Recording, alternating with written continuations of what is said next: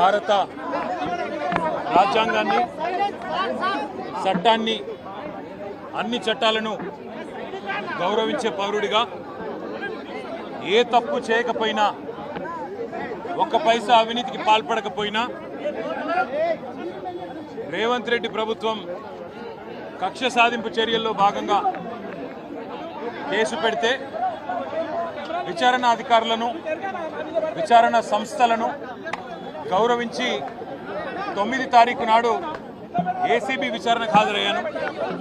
16 తారీఖు నాడు ACB case పెట్టింది కాబట్టి ఈడీ కూడా కేసు పెట్టి మరి వాళ్ళ విచారణకు పిలిస్తే ఈడీ విచారణకు కూడా హాజరయ్యాను.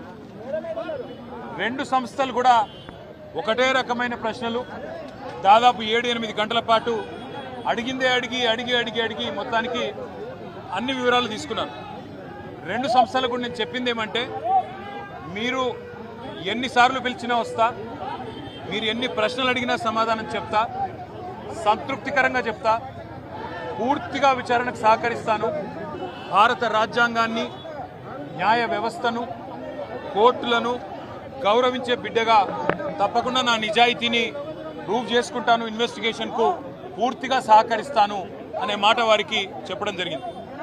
అయితే నాకు ఎక్కడ ఇబ్బంది అనిపిస్తున్నది అంటే, ఇంతమంది నాయకులు, ఇంతమంది పోలీసులు, ఇన్ని విచారణ సంస్థలు, ఇవాళ ఉదయం పేపర్లో కూడా చూసిన ఈ విచారణకి దాదాపుగా 5 నుంచి 10 కోట్ల రూపాయలు ఖర్చు అవుతుంది అని ఇవాళ ఉదయమే పేపర్లో చూసిన. అందుకే ముఖ్యమంత్రి రేవంత్ రెడ్డికి నేను ఒక మాట చెప్పదలుచుకున్నాను. రేవంత్ రెడ్డి గారు, మీరు మీ కక్ష సాధింపు చర్యల్లో భాగంగా మీ మీద ఏసీబీ కేసు ఉన్నది కాబట్టి నా మీద ఏసీబీ కేసు బనాయించినావు, నీ మీద ఈడీ కేసు అయింది కాబట్టి నా మీద ఈడీ కేసు పెట్టినావు. ఏమి ఇబ్బంది లేదు, నువ్వంటే దొరికినోనివి, నేనంటే నిజాయితీ పరుణ్ణి, ధైర్యం ఉన్నాను కాబట్టి ఎదుర్కొంటా. కానీ ఈ 5 కోట్లు 10 కోట్లు ప్రజాధనం ఏదైతే వృధా అవుతున్నదో ఆ 10 కోట్ల రూపాయలతో బ్రహ్మాండంగా ఇంకొక 500 మంది రైతులకు రుణమాఫీ చేయొచ్చు. ఆ 10 కోట్ల రూపాయలతో దాదాపు 2500 మంది పెద్ద మనుషులకు పెన్షన్లు ఇవ్వచ్చు. అందుకే రేవంత్ రెడ్డి గారికి నేను ఒక ఆఫర్ ఇస్తా ఉన్నా.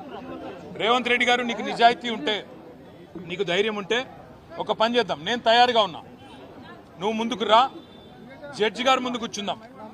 ఏసీబీ జడ్జి అయినా, హైకోర్టు న్యాయమూర్తి గారైనా, లేదా మీకు ఇష్టమైన న్యాయమూర్తి ఎవరి ముందైనా కూర్చుందాం.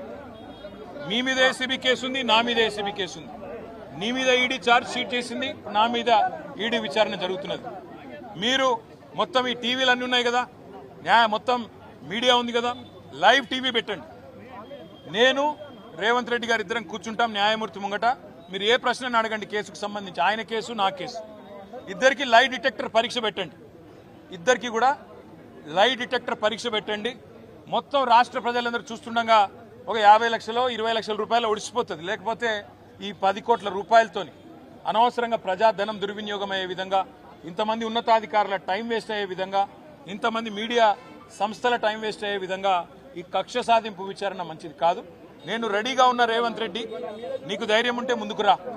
నీ జూబ్లీహిల్స్ ప్యాలెస్లో అయినా సరే, లేదా న్యాయమూర్తి ఇంట్లో అయినా సరే, ఏసీబీ న్యాయమూర్తి ఇంట్లో అయినా సరే, కోర్టులో అయినా సరే, లేదా ఈడీ ఆఫీస్లో అయినా సరే, ఎక్కడైనా నేను లై డిటెక్టర్ పరీక్షకు సిద్ధం. నువ్వు కూడా రా, ఇద్దరం కూర్చుందాం.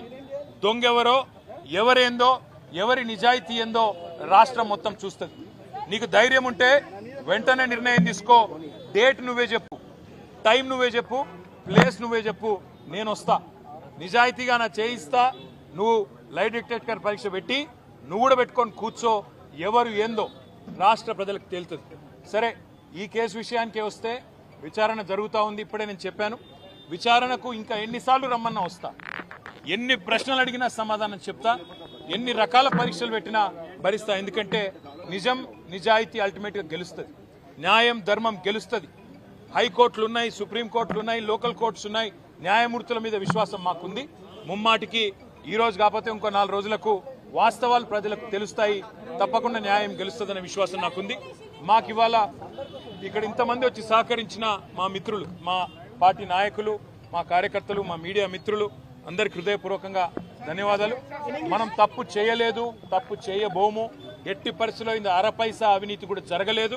అదే మాట 8 గంటలు వాళ్ళు అడిగినా, అదే మాట చెప్పినా, తప్పు చేస్తుంటే రుజువు చేయండి, ఏ శిక్ష వేసినా సిద్ధమని చెప్పి కూడా వారికి చెప్పిన.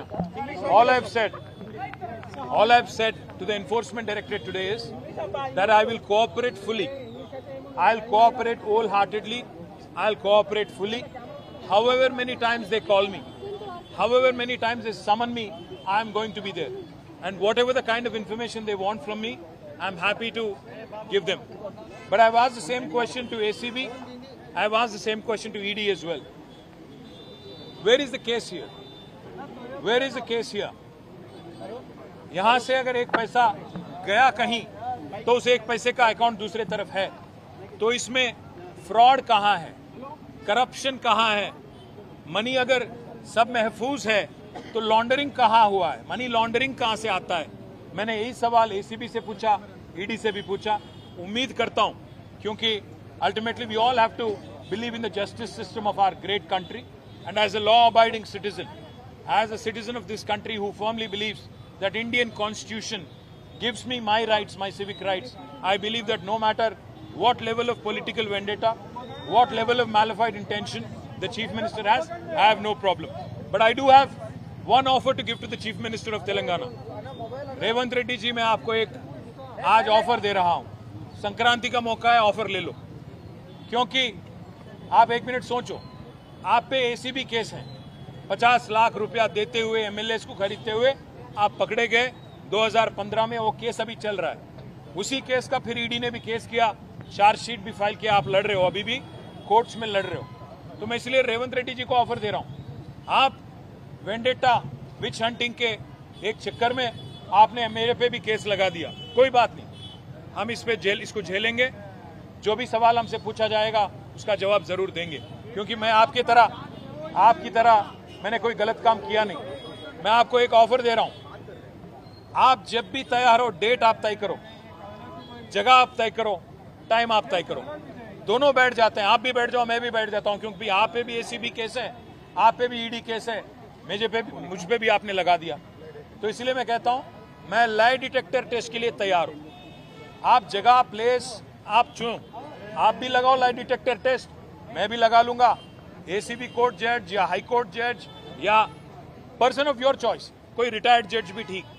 मीडिया को लाइव लगा दो, पूरे तेलंगाना को देखने दो कि कौन झूठ बोल रहा है, कौन सही बोल रहा है. फिर ये बेवजह जो खर्च हो रहा है, 10 करोड़ से ज्यादा रकम, जनता का जो रकम है, जो स्टेट एक्सचेकर का मनी है, जो बेवजह खर्च किया जा रहा है, इसको बचाने के लिए, ताकि इससे हम आपकी जो 6 गारंटी है उसके अमलावरी में कुछ मदद हो सकता है. पैसा अगर बचेगा तो राज्य में कुछ डेवलपमेंट हो सकता है. इसलिए मैं रेवंत को ऑफर दे रहा हूं, आप आगे आइए. Date, place, time of your choice, you decide. I will come wherever you want me. If you want me to come to your Jubilee Hills palace, I will be there. वहां पे आप लाइव टेलीकास्ट लगाओ, live detector लगा दो,